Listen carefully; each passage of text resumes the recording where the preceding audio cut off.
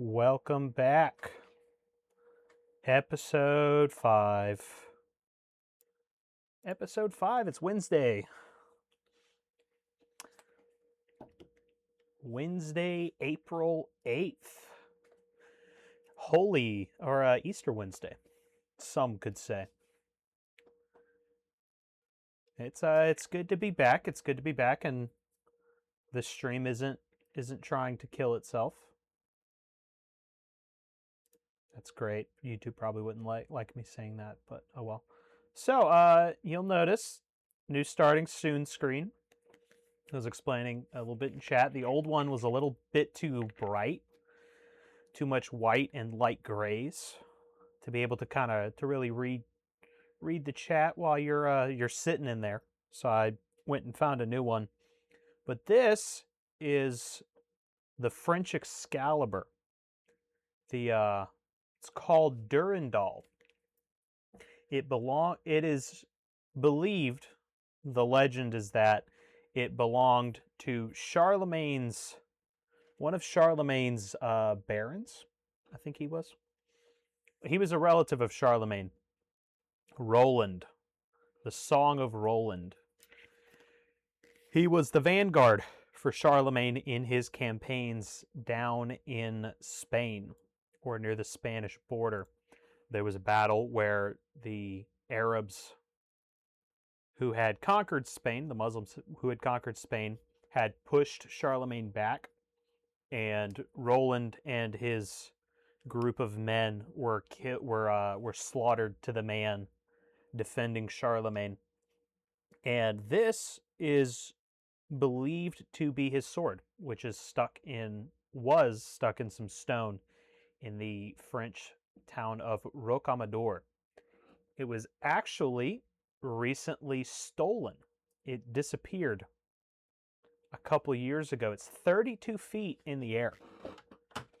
So it was either stolen by some immigrant or something, or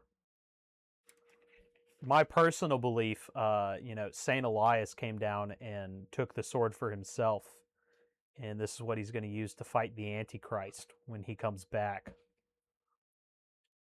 But it's gone. It is no longer in this stone, 30-something feet in the air. And that's the story of that. But speaking of a little bit before Roland, that would be around the 800s, we are talking about the barbarians, the barbarian world of the first millennia. So last week we didn't really get far. We were having some technical issues. We weren't really able to get all that far. I think we read 10 pages, 8 pages, something like that. Something like that. So last week we read through the various tribes and where they were located in Europe. I'll pull up the map I used. I believe this is it. No. Where are my maps? Where have all the maps gone? Here's one. Yeah. So we'll just do a quick overview. So we have our Angles, our Anglo-Saxons, our Gaels, Gaelic, the Irish, the Anglo-Saxons, the Franks, the Vandals, the Goths. The Goths become the Ostrogoths, and the Visigoths. They split into two. You have your Huns. And these all, there are definitely more. There are a bunch more than just these, but these are kind of your usual suspects, your most well-known barbarians of that time period. So we talked a little bit about them, where they came from, their early history. Some of them were nomadic and moved with their herds. They never really settled in one spot. Never really developed much agriculture. Some of them did a little bit, but not a ton. They were individualists. They had more focus on it as an individual society. They didn't. The individual was the center of society and not the family, as it is in more developed nations, as it is in more Christian nations. They were, one thing I have noted here, they were seen as treacherous. They weren't very loyal to this new civilization that was Rome. Even when they joined Rome, they weren't all that loyal to. They had split loyalty. They had dual loyalty. They were loyal to Rome, but they were also loyal to their people. And the last thing we kind of got into were the movements of the Visigoths. Let me pull that map up again. That is Task Manager. Your Visigoths. They start here with your other Goths. They come down here. This is your Battle of Adrianople, 378, in which the Visigoths deal a crushing defeat to the Eastern Roman Empire and kill Emperor Valens. So a Roman emperor is killed by the Visigoths. They sack Rome, and they end up settling with a few other barbarian tribes in Spain. And they are the de facto rulers of Spain. They rule for Rome, but they're essentially autonomous. But they are the rulers there until Spain is conquered by the Arabs in the 700s. And we were about to get into the Vandals. The Vandals I find to be the most interesting. So I'm looking forward to this. So let's get into it. So the Vandals were an East German folk who left the Baltic coast earlier than the Goths, and by the 1st century AD are found in Silesia and Bohemia.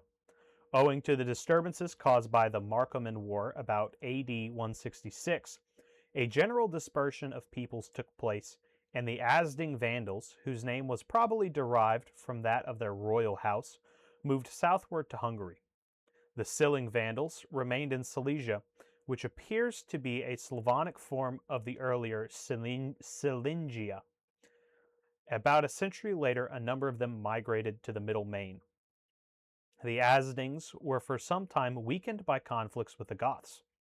But about the year 400, they found their territory on the Theiss too small to support them, and under its king Godigisel, a large part of the poor population fled its land and joined the Alans, who had fled westward under the Hun onset, crossed the upper Danube. Let's see, Marcoman War. I want to look into the Marcoman War. I've never heard of that before. We will look into that.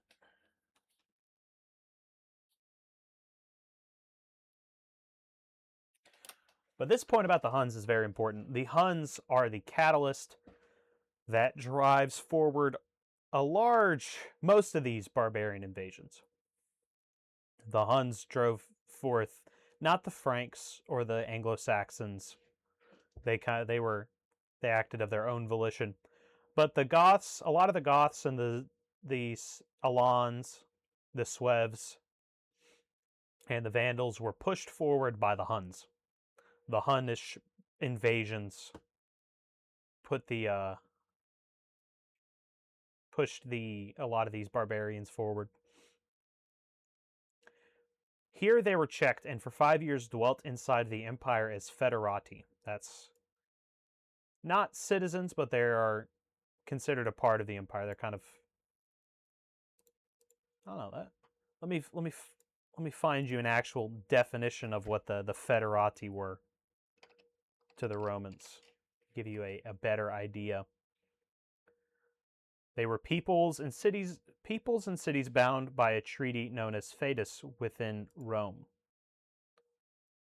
The term identified the socii, but during the Roman Empire, it was used to describe foreign states, client kingdoms, and barbarian tribes to which the empire provided benefits in exchange for military assistance.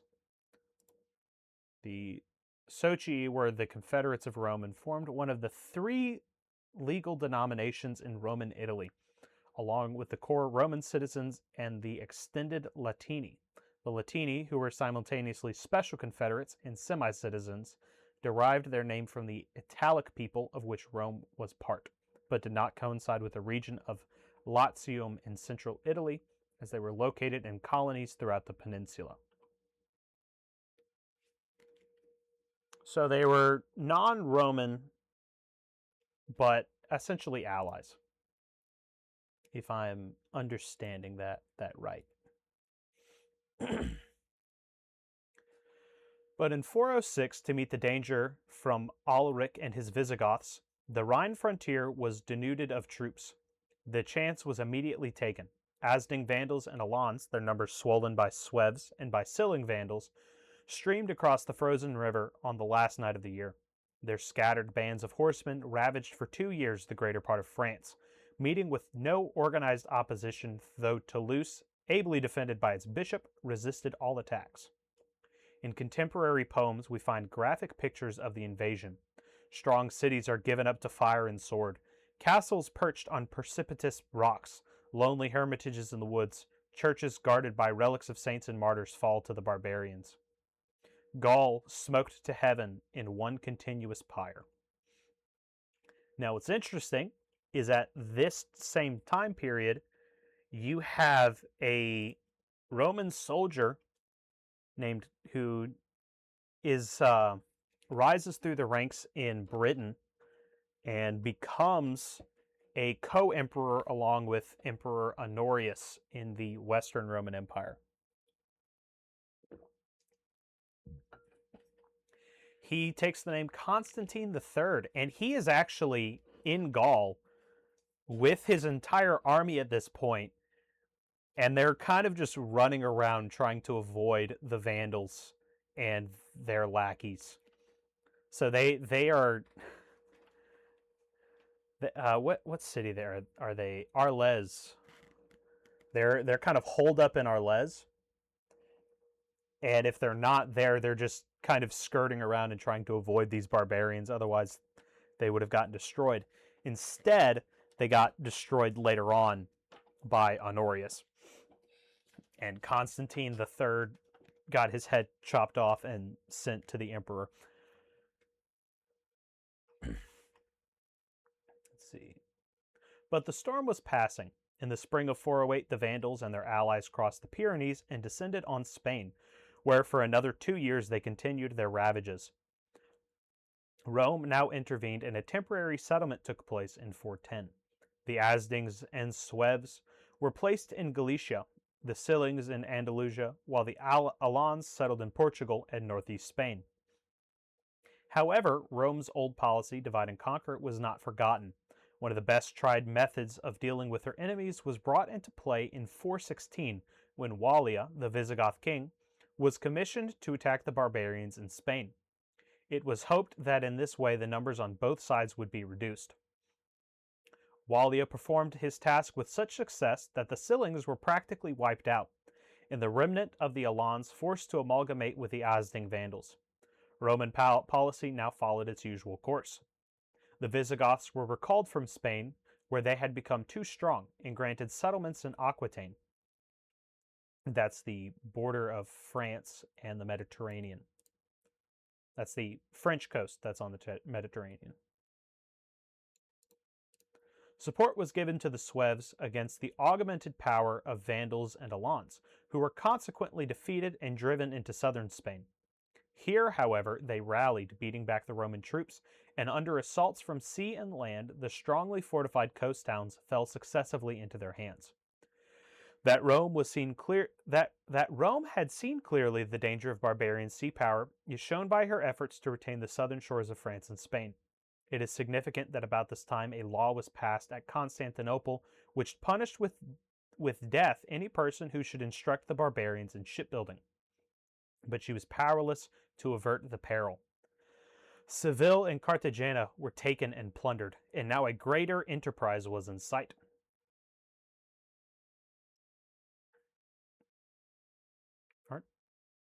I don't think you do. I don't think you do, Renee.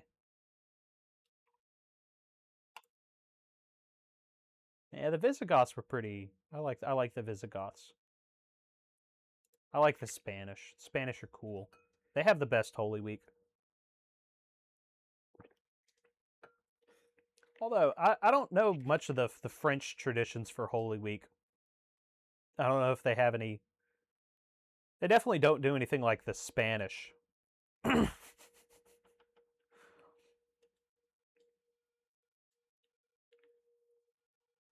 don't think anybody does it. Well, Italy has.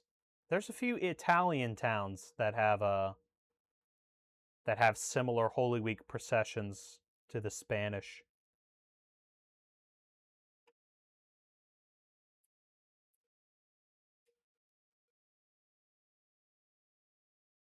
I don't even know what you're talking about anymore.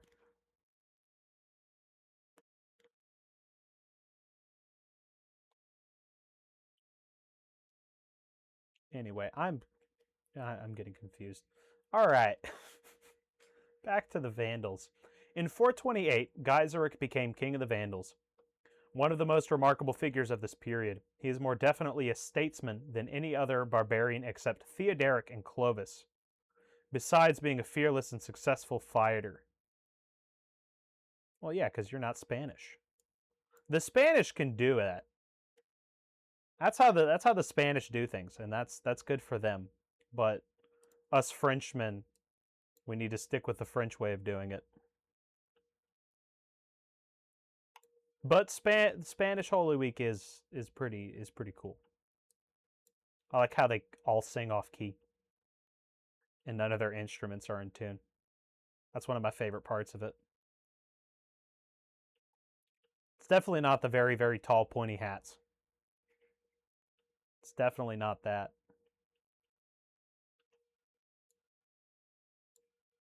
They're not white pointy caps. There's lots of different colors. But the yeah, the off tune instruments and the inability to sing on tune is is great. I love it. For real, just like me, for real, for real.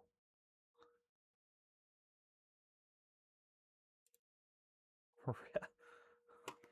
Nah, the Spanish had nothing to do with Mexican culture. What are you talking about? Anyway, so Gaiseric, king of the Vandals, more of a statesman than any other barbarian except Theoderic and Clovis, was a fearless and successful fighter. The invasion of Africa was directed by him, and it is probable that he weighed the consequences. On the one hand, the country was in an unsettled state. The Moorish population was in revolt, and the Donatist schism had increased the disorder. Count Boniface, the Roman general, had insufficient troops and in fact was not able to repel the invaders. On the other hand, the master of Africa held the key to Italy.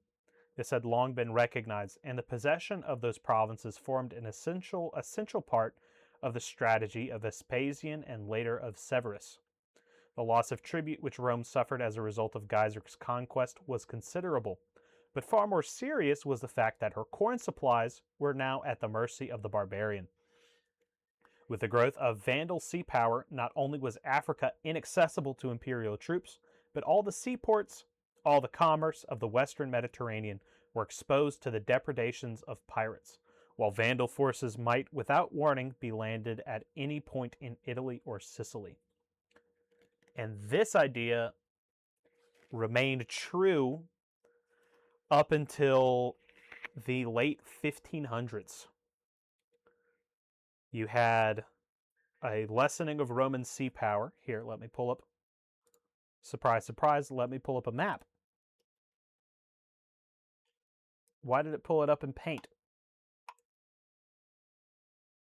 Don't. Yeah, pull it up in photo. No, don't edit it.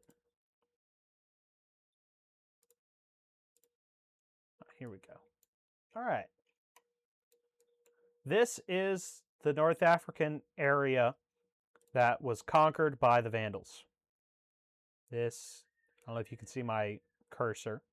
But this white area right here that I'm kind of zoomed in on. Carthage, you have right here. Now I've pointed it out. Hippo Regius. That's where St. Augustine's from, I believe. I don't think it's Hippo Zartus. I think it's Hippo Regius. Yeah, I did that. I figured it out. It's open. Yeah, so this is the area. This whole area is very fertile region of North Africa. The most fertile region next to the Nile Basin. This is where Rome gets a lot of its food.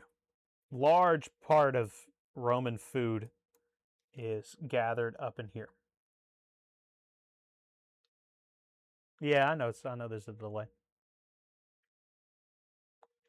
I'm not thinking that there's a delay, but yeah. At this point, Brittany is no longer a part of the empire, as you can tell. Yeesh.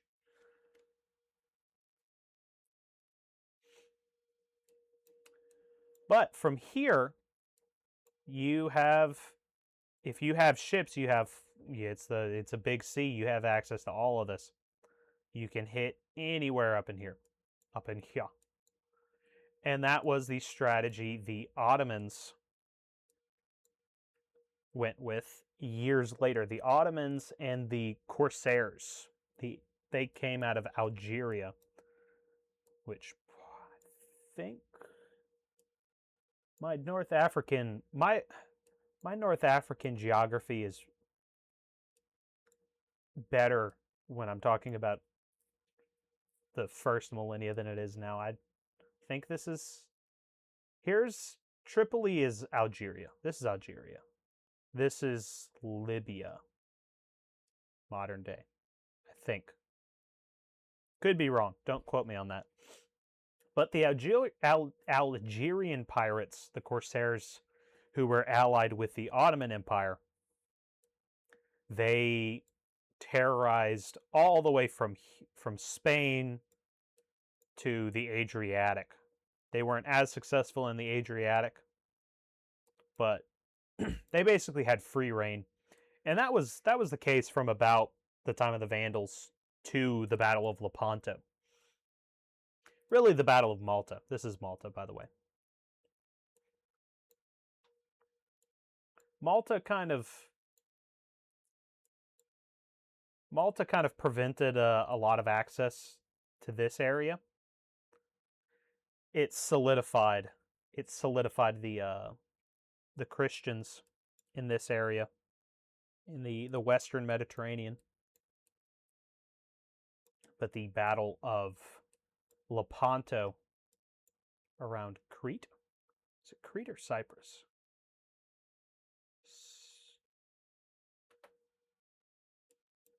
I think it was Crete. Really destroyed the Ottoman Navy, and the Ottoman Navy was never able to really recover. And at that point, Spain was one of the most powerful countries in Europe and was able to build a giant navy, and everyone was into shipbuilding at that point. And so the Ottomans weren't able to really contend anymore.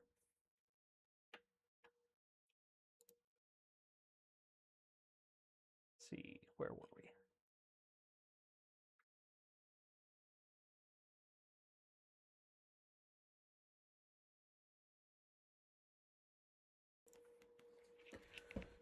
People be thirsty. All right, in the year 429, Gaiseric led his people, numbering in all about 80,000 across the Straits of Gibraltar. The rich plains were soon overrun, but Carthage and other strongholds could not be stormed. The Roman troops were reinforced, and after heavy defeats, Gaiseric entered into a treaty by which the Vandals were settled as foederati. This was clearly a calculated move. 4 years later, he suddenly seized Carthage.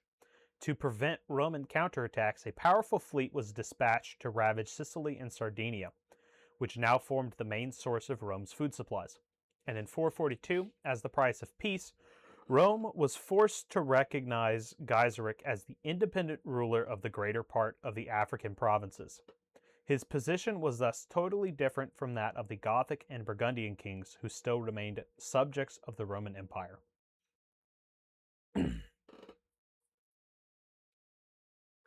From time to time in European history, a window is flung open and we look out on an unknown country of vast steppes, gravel or sandy deserts, gleaming black rocks, and high mountain pastures.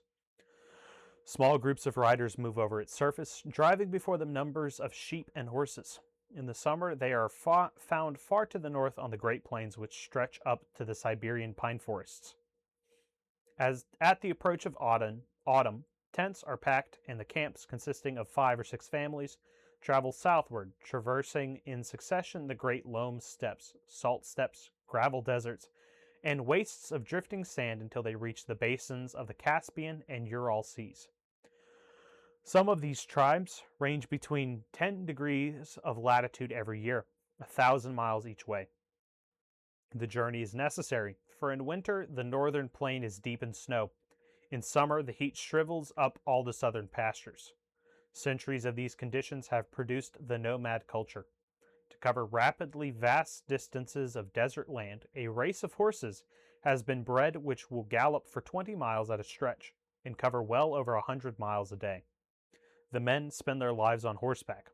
Their feet are turned outwards, their calves little developed. They are of Mongol type, squat, big-headed, wheat-colored, with slit eyes, large mouth, stiff black hair. Oxen cannot be used. They would die in the deserts. Moreover, they are too slow. Agriculture is equally impossible for the real nomad. His staple food is the milk of mares and sheep prepared in various ways. Ayo, horse milk?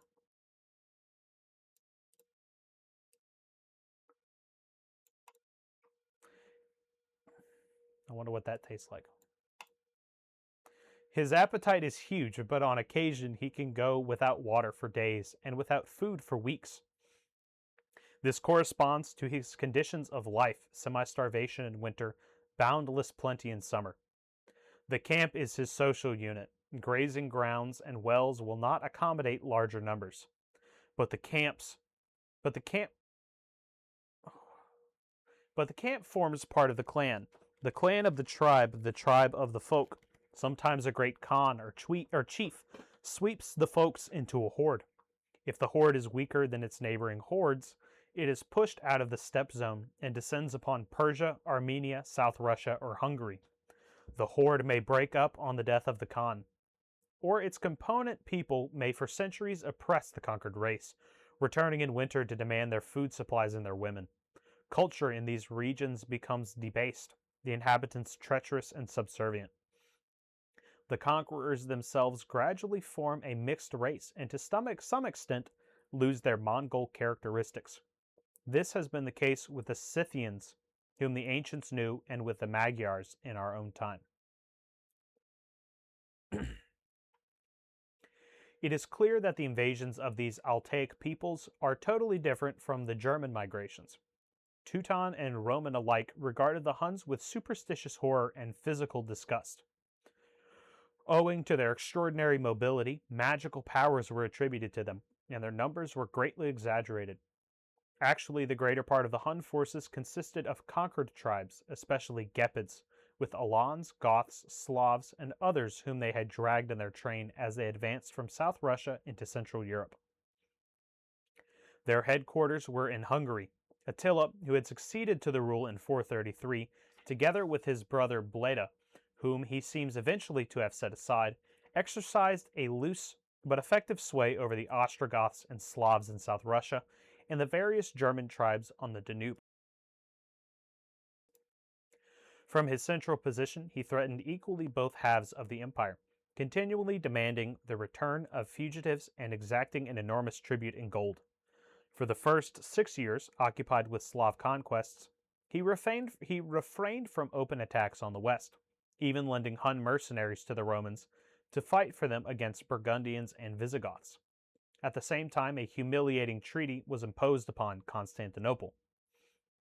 After 440, relations became more hostile. The Danube frontier was attacked and broken, and northern Greece terribly ravaged. When peace was made in 447, huge indemnities were demanded, and the boundary was fixed at Nish, considerably south of the Danube. In 450 came a change. Marcian was now emperor in the east, and further tribute to the Huns was refused. The west soon followed his example. Attila at this point seems to have determined on definite conquest. At Easter 451, he forced the Lower Rhine and advanced on Orleans. He had hoped that the Visigoths and Aquitaine would remain neutral, but they decided to fight for Rome, and this turned the scale of the battle.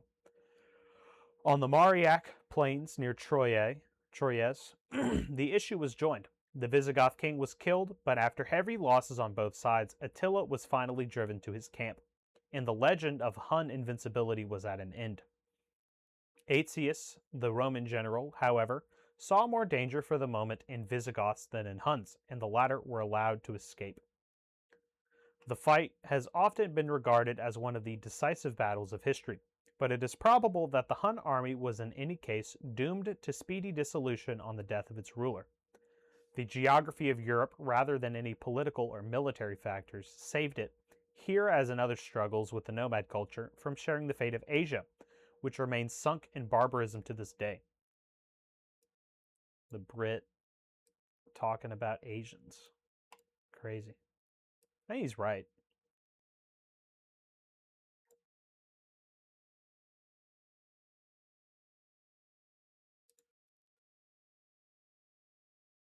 The Mongolians don't exactly have a vibrant civilization. They have a vibrant culture.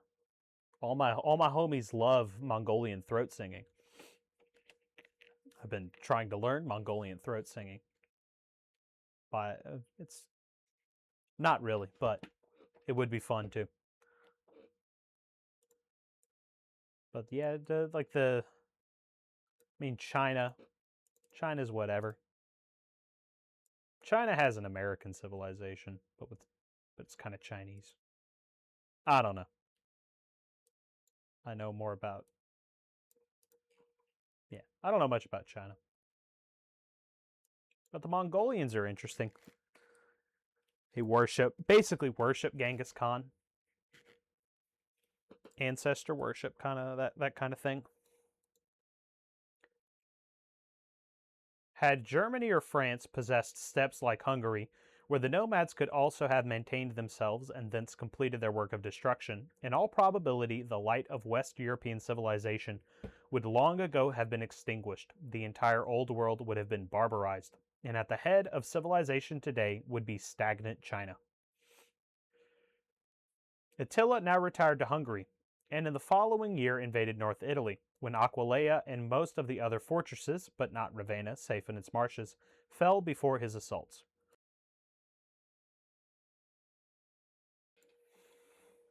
His march on Rome, however, was not carried out. Famine, disease, and the arrival of imperial reinforcements from the east added strength to the arguments which the embassy of the Romans, impressively headed by Pope Leo I, laid before him in his camp on the Mincio. He returned home to prepare war against Constantinople, but by the next year he was dead. I remember reading this part differently. I guess I was a little too biased against this guy, because I seem to have remembered him saying that Leo was basically forced by the people of Rome to go talk to Attila, but okay, he doesn't say that. So, I don't know. It was about a year ago when I read this, the first few chapters of this book. I must think better of this of old Moss. He's been good. I've been enjoying these chapters more on my second read through of them. I think I read up to chapter 4 when I first started reading this book. When I first picked this one up a year or so ago. Yeah, Sorry, I'm gonna get to the end of this chapter before I talk again. His sons divided the inheritance, but the Danube peoples had seen their chance and fell like wolves upon their hated overlords. Led by the Gepids, the various tribes of Goths, Rugi, Sueves, and Herals inflicted a crushing defeat upon the Huns at the river Nadau and drove them back into the Russian plains. Only a few scattered bands remaining in Hungary. For the next 100 years, the Danube region was a maelstrom of struggling peoples. Strife was encouraged by East Roman diplomacy, pursuing its traditional tactics against the barbarians. The Gepids and East German folk dominated Hungary and Romania, contesting with the Ostrogoths, now settled to the west of them, the possession of Sirmium, not far from Belgrade, which commanded the Great Roman Road from west to east. At the death of Theodoric the Great, 526, the Gepids seem to have obtained their object, but a new claimant, in the shape of the Lombards, had by this time appeared, altering the whole Danube situation. An alliance between Gepids and Lombards was formed, but conflicting interests proved too strong. Bitter and prolonged warfare ended in 567 with the utter defeat of the Gepids, who play no further part in history. So Attila,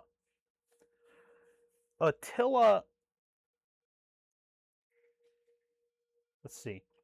So he was still a very revered member of Hungarian history up until, I don't know if it's still, but at the very least until the end of World War I. Because, so the leader of Austria-Hungary, the Emperor of Austria-Hungary, he's the Emperor of Austria and the King of Hungary. Part of the ceremony for the coronation of a king in Hungary, one part is you swear your oath. I think I'm getting this right. You swear the oath on the sword of Saint Stephen, who is, I believe, the first Catholic king of Hungary, and you visit Attila the Hun's grave, because I believe the Huns considered the king to basically be the descendant of Attila, and so they still respected Attila till at the very least the end of World War I. And now, was it actually Attila's grave? You know, they had the book I had read about it. There was 4 or 5 different graves they believed to be Attila's. The crown, I think, was actually Saint Stephen's crown. It had Saint Stephen's crown and his sword. This information is coming from a book on Blessed Karl of Austria. Part of the book it describes his coronation in Hungary.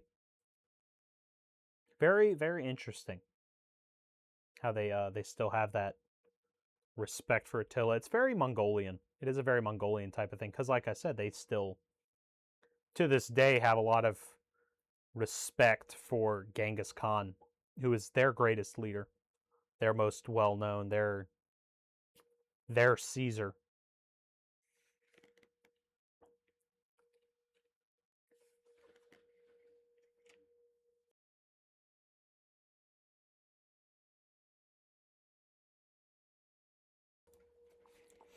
But the Hunnish invasions, I know it says here that Ravenna was left safe because of its marshes, but from what I remember reading, basically any walled city was pretty much safe from the Hungarians. The Hungarians couldn't really do anything against any forts. Anything that had walls, the Hungarians were pretty much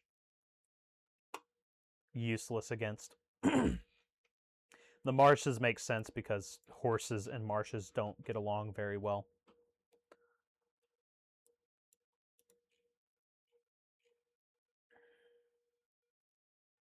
Yeah.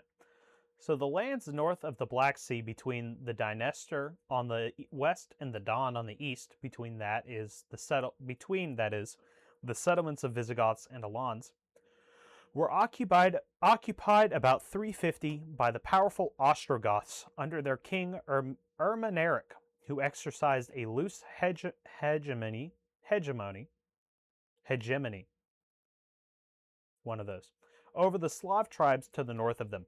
The Hun invasion broke up this empire and drove the Goths westward in fugitive bands to the Balkans. Where my Bulgarians at? Where my Serbians? I actually don't know if they're Balkan, if they're if they're from the Balkans. Many of the Ostrogoths, after an unsuccessful stand on the Dniester, joined their Visigothic kinsfolk in crossing the Danube, and took part in the fight at Adrianople. In 380, they entered into a pact with Theodosius I and were given settlements in Lower Hungary. Although still dominated by the Huns, who had extended their rule into Hungary, they were now united under one king, and later under his three sons, except for scattered bodies, which entered Roman services, or those who joined the mixed forces of Radagaisus, which made a sudden and dangerous inroad into Italy in 404 to 405, and were annihilated by Stilicho on the heights of Fiesole.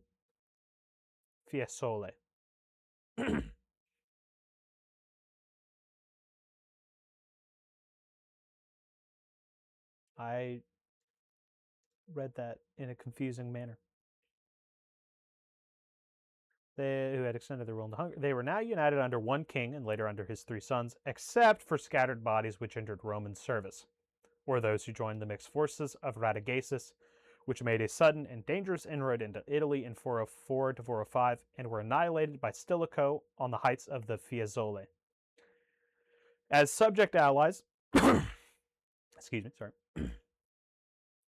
they fought for Attila at the Mariac Plain, but took a prominent part in the coalition of peoples which overthrew the Huns after Attila's death, while more than holding their own in the struggles of Danube tribes which followed. In 471, Theodoric, afterwards called the Great, became one of their chieftains. He had spent 10 years of his boyhood as a hostage at Constantinople, and like Alaric, whose career resembles his in many ways, must have learnt a good deal about the organization of a civilized state, though to the end of his days he was unable to write, and in order to sign his name had to make use of a golden stencil.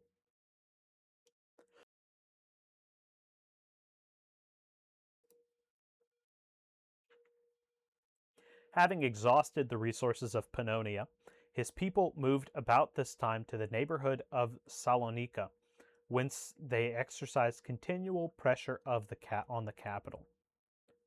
Where is Pannonia? I imagine that's somewhere around Greece, Macedonia. No, it's not.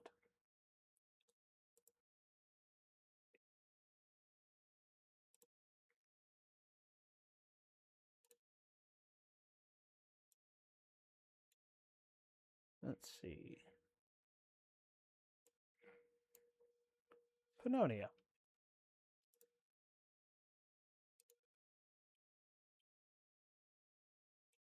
That is Romania, that area. Looks like. Hungary, I think, is in this area as well. Yeah, so somewhat Eastern Europe.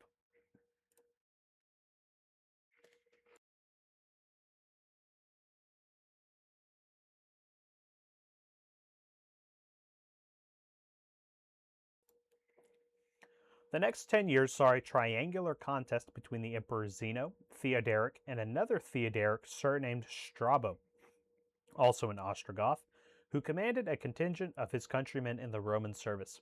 The emperor's policy was to play off one Theodoric against the other. But on the death of Theodoric Strabo in 481, some other means had to be found of relieving Constantinople from the disastrous subsidies. Odoacer had ruled Italy since 476, but Zeno had given him only formal recognition and was awaiting his chance to regain control over the West. It is doubtful whether, after his experience of him, he expected Theodoric to prove a more amenable vice-regent than Odoacer. But the first consideration was to rid Illyria of a crushing incubus. And if Odoacer and Theodoric destroyed each other, only good could come of it. Theoderic accepted the mission and set out for Italy in 488, leading as imperial magister militum a mixed body of Ostrogoth and other adventurers.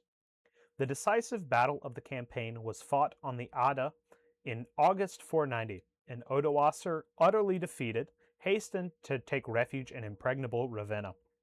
The Roman Senate at this point decided to support Theoderic, and he was acknowledged ruler of Italy. Several towns still held out for Odoacer, and Theoderic successfully incited the Roman populations to a general massacre of these barbarian garrisons. The Vandals were also ravaging Sicily.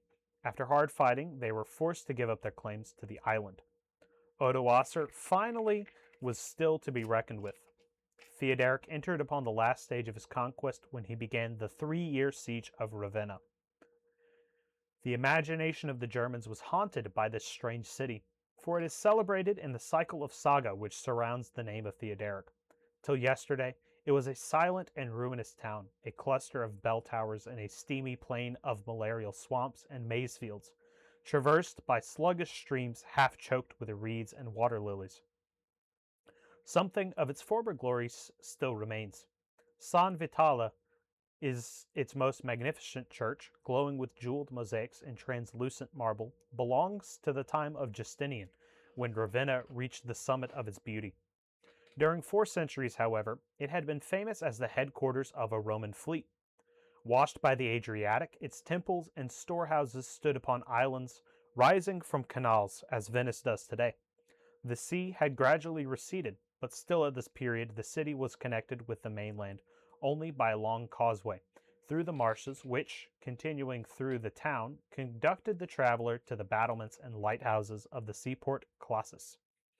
For nearly a century, it had been the residence of the emperor and his court. Honorius and Valentinian III, those shadowy figures, lived out their quiet lives here among the intrigues of women and eunuchs, priests and courtiers, far from the dust and clamor of a changing world, where Stilicho and Aetius led the last Roman legions against the invaders.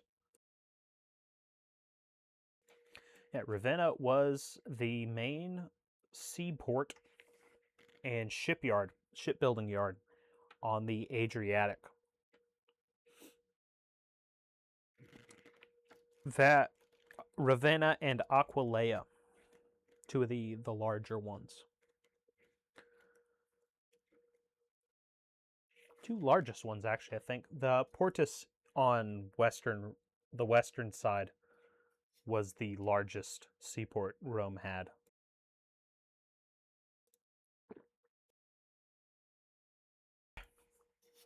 At least the largest shipyard that we know of.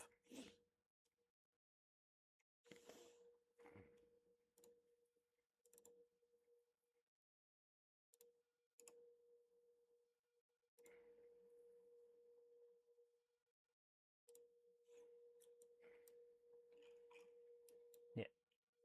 Here's Ravenna, right in the middle of a swamp.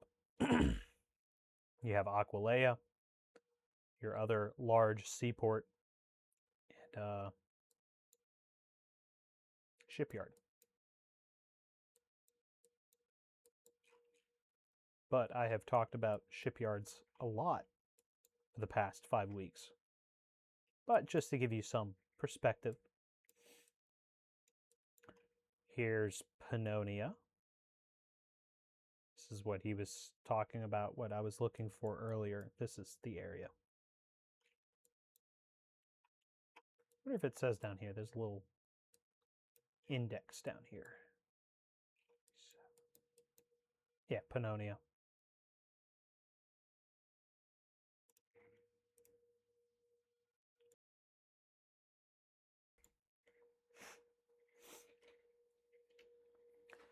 Here in a small cruciform building whose walls and ceiling glitters with gold stars, spangled on a deep azure background, lies the massive sarcophagus of Galla Placidia. This Roman princess, whose life mirrors the history of her times, was daughter of Theodosius the Great and sister of Arcadius and Honorius, emperors in East and West. She was taken prisoner at the sack of Rome, became the wife of Ataulf, king of the Visigoths, and went with him into France and Spain. Later, she married Constantius, the famous Roman general, and after his death and that of Honorius, she was for 25 years virtual ruler of the West during the minority and the weak reign of her effeminate son Valentinian III. Constantius is the general who defeated Constantine III, the one second.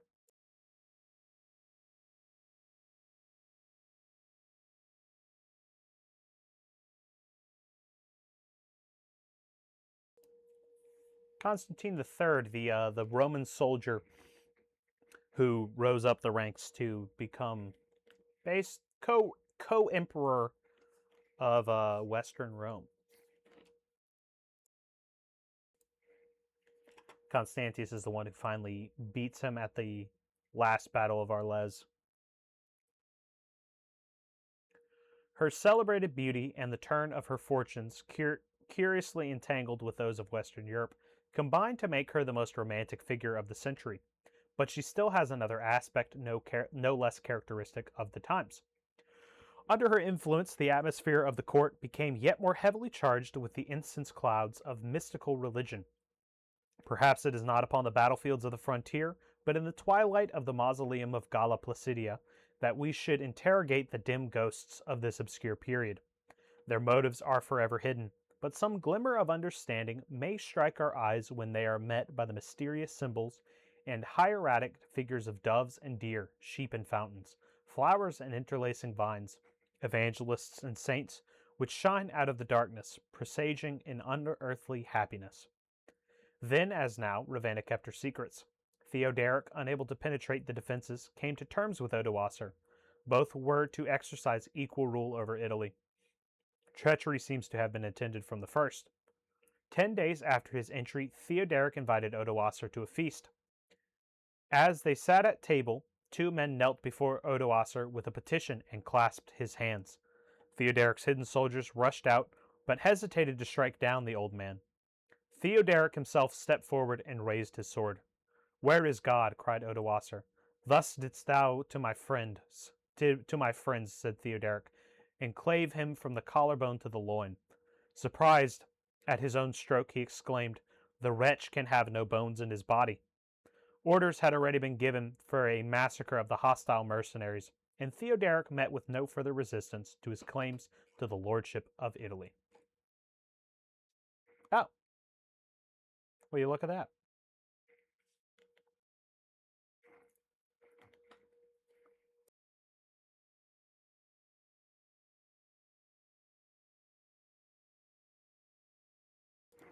I need to start looking ahead better. I forgot that chapter 2 is pretty short.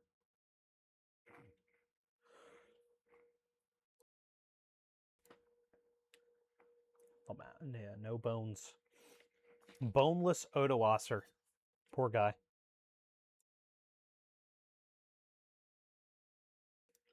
Free my boy Odoacer. He didn't do nothing.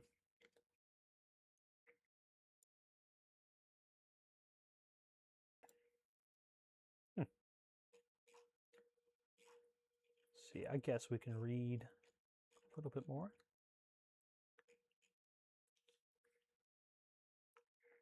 See. Start at page 48. I can get to, page 60 is probably a good stopping point.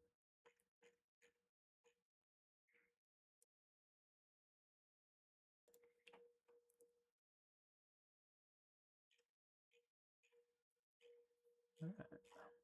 The Clash of Cultures. The preceding chapter 3, The Clash of Cultures. The preceding chapters have dealt with the Roman and barbarian worlds of AD 395. It has been necessary to anticipate events by tracing, so far as possible in isolation, the wanderings of the principal barbarian peoples. What was the result of the impact of the two cultures as exhibited in the confused and troubled history of the 5th century? The process should perhaps rather be called the acceleration of a gradual development, For it must be remembered that the population of large portions of the empire was already barbarian, that the army had long been predominantly German, and that no leader of the invaders, with the possible exception of Gaiseric, desired the downfall of the Roman Empire. That is something that our good friend Henri Pirenne would agree with and writes about. It's the main thing he writes about in his book, Mohammed and Charlemagne. Actually, his thesis is about essentially this: that the Roman Empire never fell because it was continued by the Germans, because they had no desire to destroy. They wanted to be a part of, they wanted to inherit the Roman Empire, not necessarily change it, but they wanted to be a part of it. But, naturally they would have an effect on it. They wouldn't just ditch their old customs and their old culture. And so it gradually becomes a part of it. But they have no desire. They want to be a part of this civilization. And so they end up continuing it. They end up becoming Roman.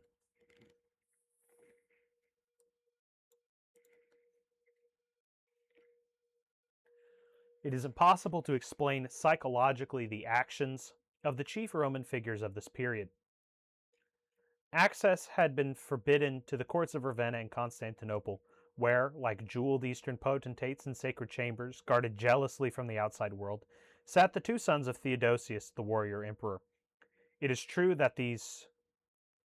Alright, you're going to make me pronounce French? I'm French, but doesn't mean I can pronounce it.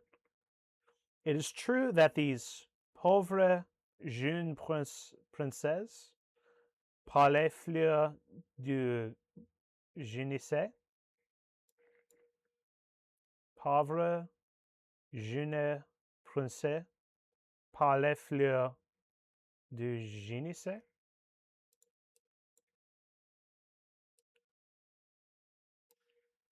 Can we get a translation? Renee, can we get a translation?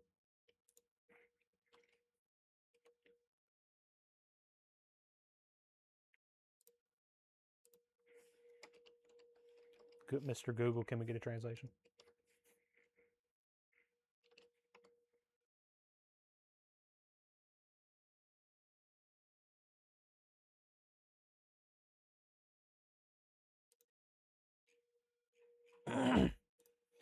Wow. Don't find me it's not a book title.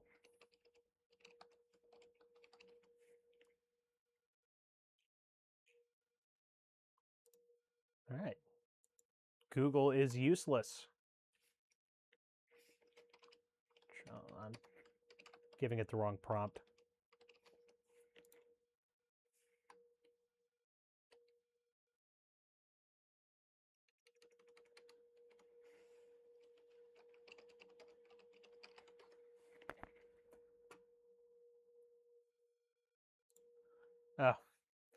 Does not appear to be a coherent French sentence or a known literary work. Let me add the actual commas then.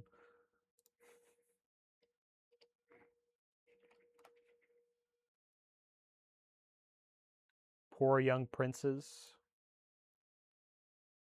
Poor young princes, pale flowers of the gymnasium. An ancient Greek term for the women's quarters of a house. That's kind of funny. The pale flowers of the women's quarters of a house. That's funny.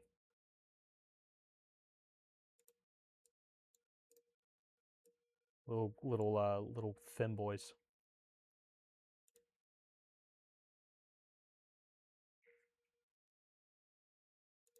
No comment on my French pronunciation or the translation?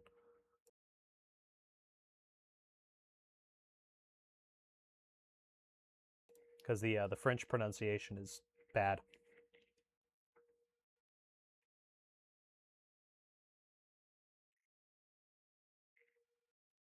Poor little princes. Poor little femboys.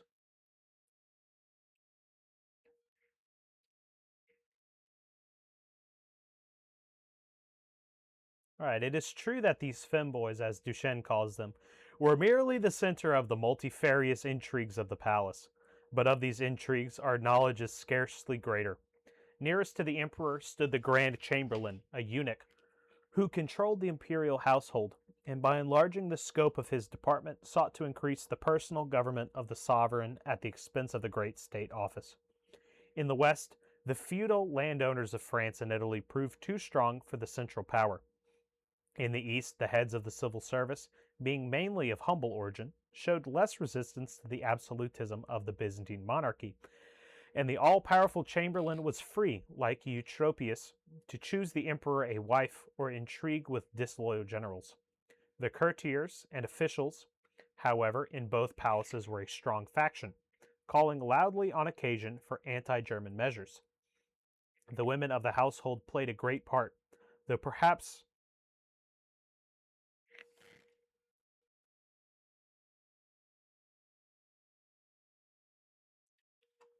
oh.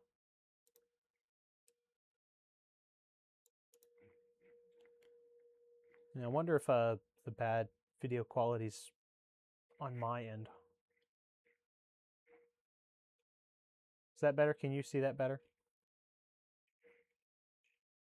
Can't see chat on the screen as nearly as well. What is it? I set my two options for zooming in.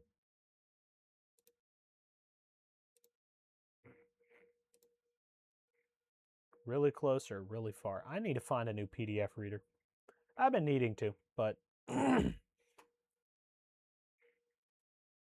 I'm a look into a new PDF reader at some point. Where was I? Oh yeah, the women of the household. The women of the household played a great part, though perhaps not so great as romance-scenting Byzantine historians would have us believe, often controlling the feebler emperors as they themselves were, for the most part, controlled by their spiritual advisors.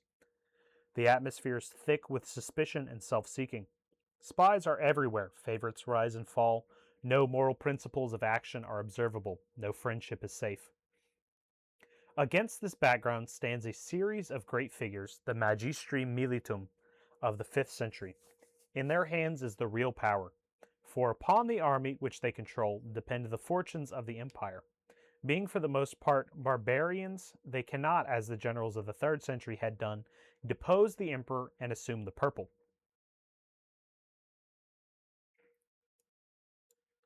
Yeah, I'm gonna try to find a better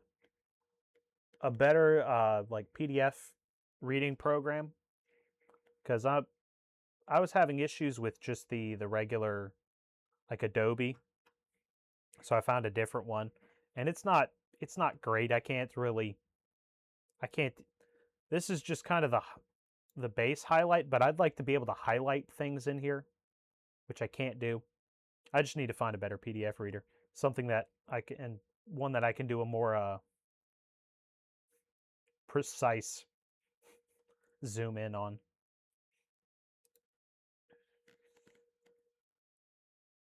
All right.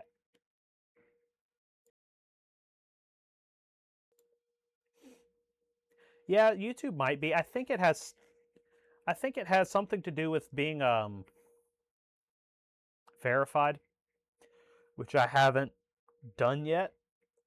Good thing about YouTube though is I think there's a way of getting verified without having to actually give them, without having to like upload my driver's license or whatever. Where I think if you post consistently for 2 months, I don't think they'll verify you, but you kind of get semi-verified, I guess. And so I haven't done this for long enough for YouTube to like me.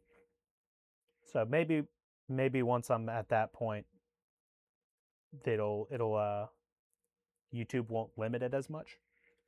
We'll see. If not, I'm Zodo. Zoto might be good. I'm using Sumatra. Sumatra PDF was one I found. I'll look into Zoto, Exoto. I appreciate the suggestion.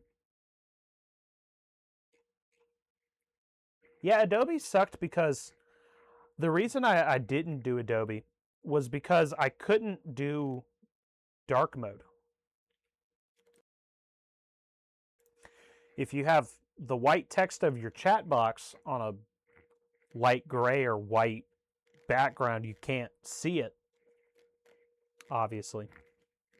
And so part of why I chose Sumatra was because I could do a dark mode. I could do a dark mode background. Yeah, I'll look into Zoto. So being for the most part barbarians, they cannot, as the generals of the 3rd century had done, depose the emperor and assume the purple. Hated and feared by the anti-German party and the emperor, they are nevertheless indispensable and omnipotent. Sometimes this hate overpowers all other considerations. Honorius executes Stilicho in 408. Valentinian III strikes down Aetius, 454, and soon afterwards meets with a similar fate. In the next stage, it is the Magister Militum, Ricimer, who sets up puppet emperors, killing or deposing them if they prove too independent. Finally, Odoacer dispenses with the emperor and rules Italy in person as nominal vice-regent of the power at Constantinople. The ascendancy of Stilicho lasted from 395. I might have you have Claude make me a PDF viewer. I have no clue what to even prompt Claude. Just, hey, make me a PDF reader. But you're already paying for Claude, so I'll just get you to do it. Pretty please.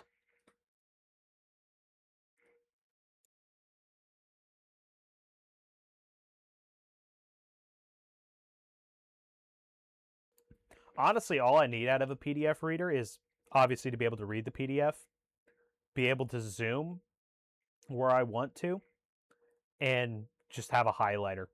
That's all I need. Just be able to permanently highlight something.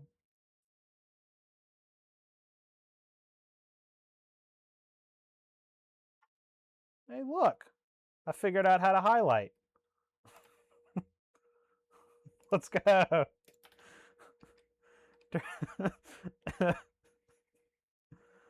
That's awesome.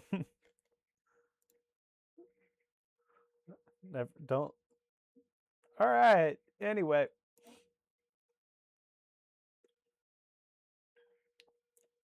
Yeah, I guess I didn't actually try to figure out a way to do annotations. I was looking at all this stuff up here, and there was nothing up there. But I guess I never thought to right-click. Yay me. Anyway.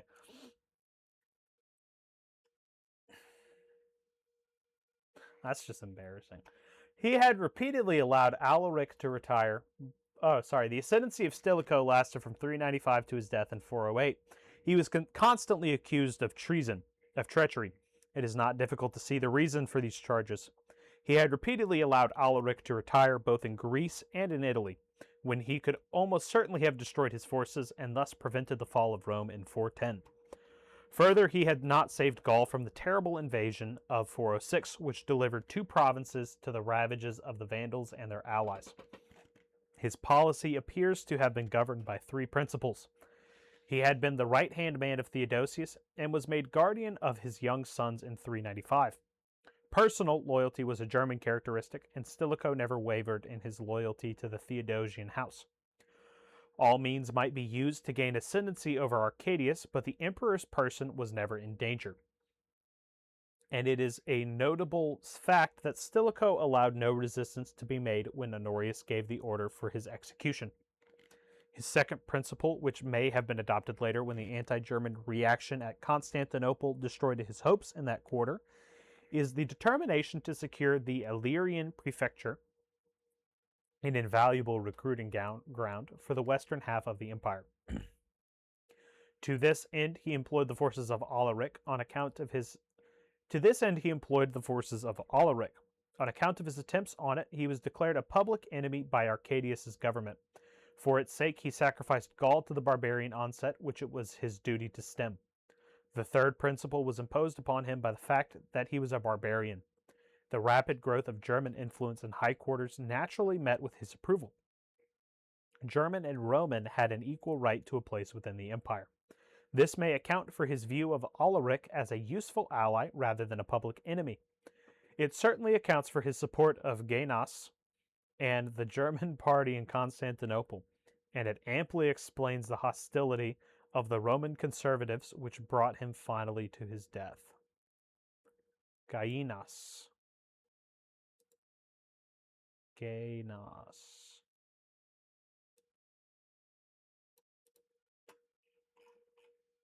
Yeah, so you get an idea of kind of the barbarians had somewhat of a dual loyalty. He was very loyal to, like it says, Stilicho was very loyal to Theodosius, but he was also loyal to the German people.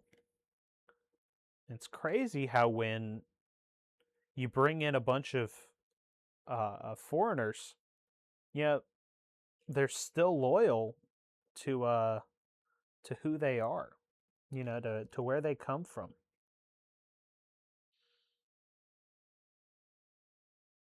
Yeah, the Germans slightly different than maybe what you might get from some other continents. But the Germans seem to make pretty good immigrants. They seem loyal. Like I just said, Stilicho fought very nobly for the Romans. And he was a Roman through and through. Well, he wasn't through and through, but he was loyal. Anti-immigration spiel from me, never. I am not anti-immigration as long as they're Germans.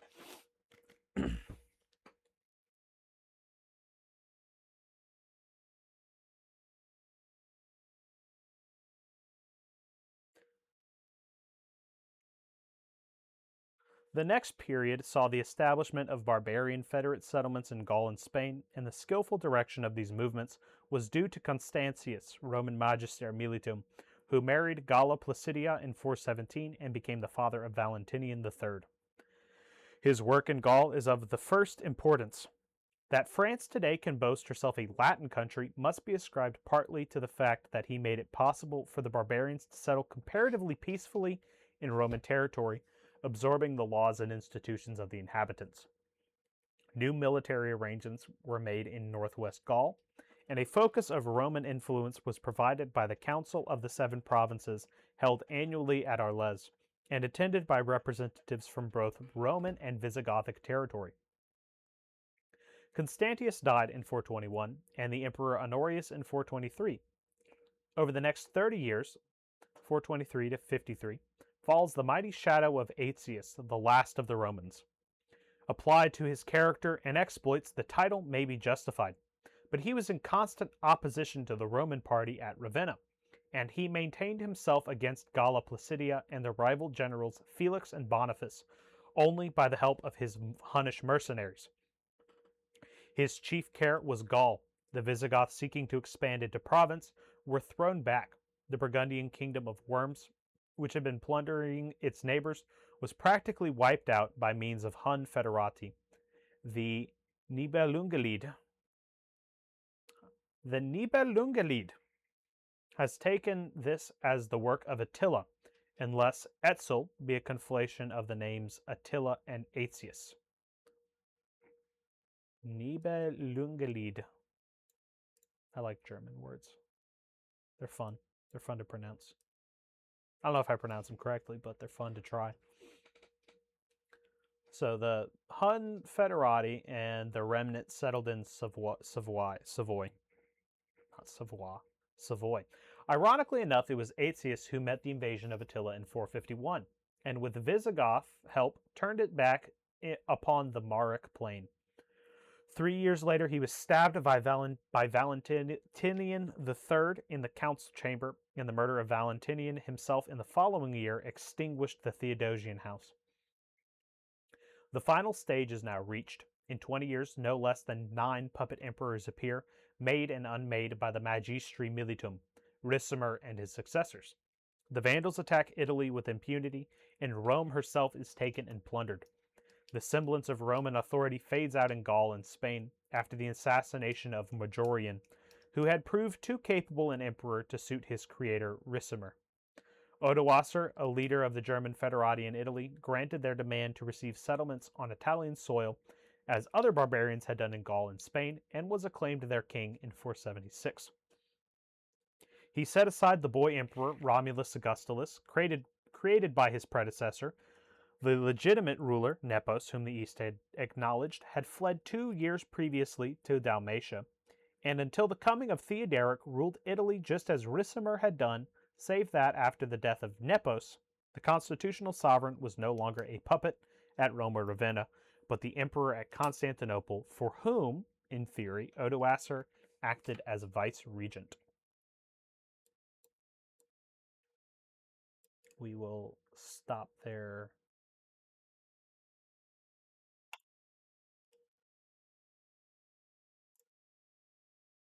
For now, we will stop there today.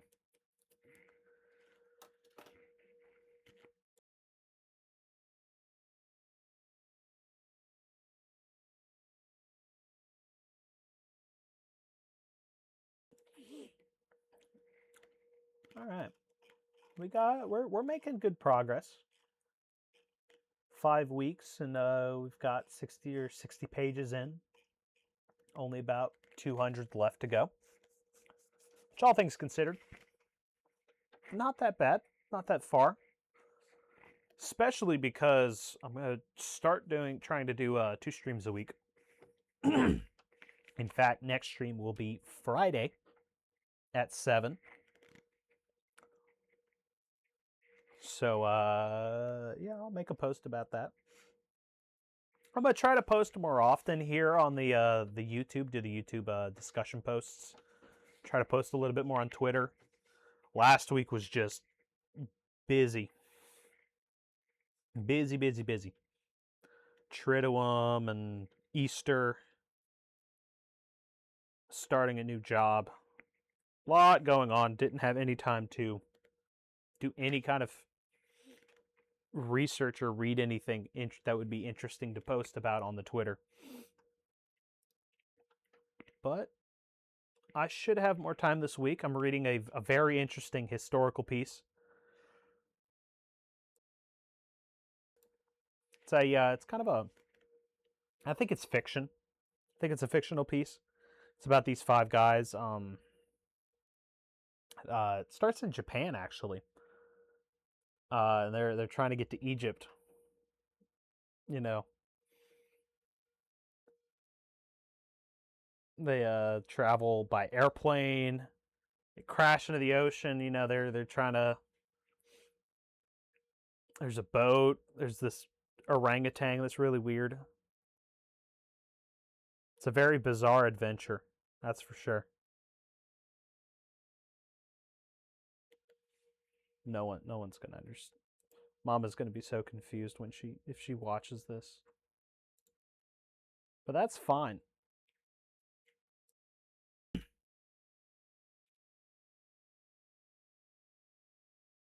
Yeah, JoJo's Bizarre Adventure is my favorite historical fiction.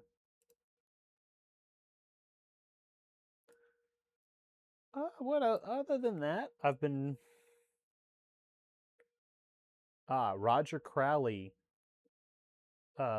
Empires of the Sea. That's a good one so far. I need to excuse me.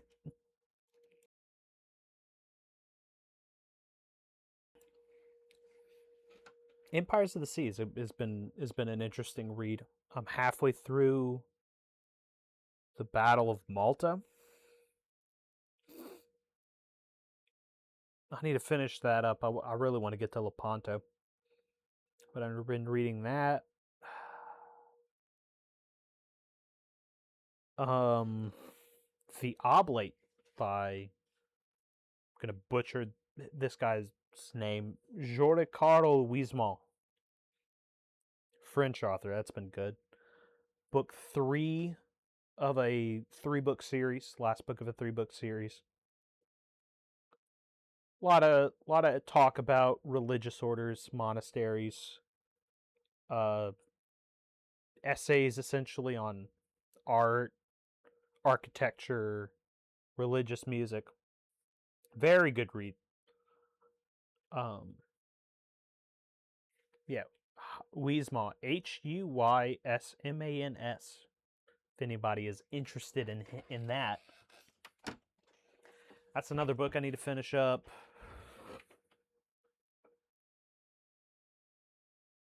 Other than that, yeah, but it's yeah. Really happy my internet was good today. But I think that's going to be it for me. Let me doubt there's anything. I doubt y'all said anything interesting in chat. I don't know who was in here.